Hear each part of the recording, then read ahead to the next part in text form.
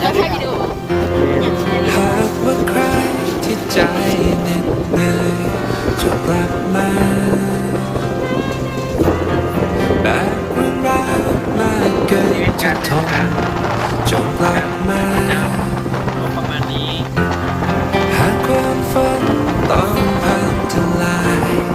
จงกลับมามอบหัวใจวางไว้ให้เราจะรักษาเข้ามาหาเรา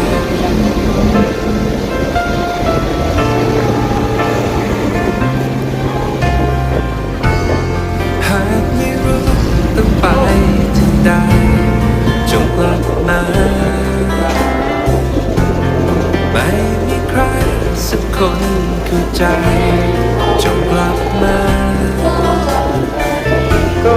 ต้องผิดหวังเพราะใครบางคน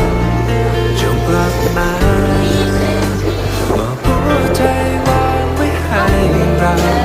จะรักษาเข้ามาหาเราสิ่งที่ยับเยินเราจะสร้างใหม่เมื่อเราได้ทางไปเรามีเส้นทางแค่ไว้วางใจเราให้ความหวัง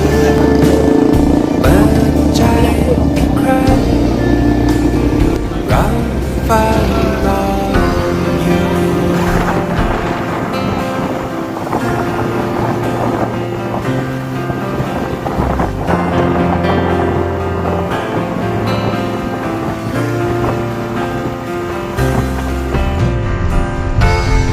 หากไม่รู้ต้องไป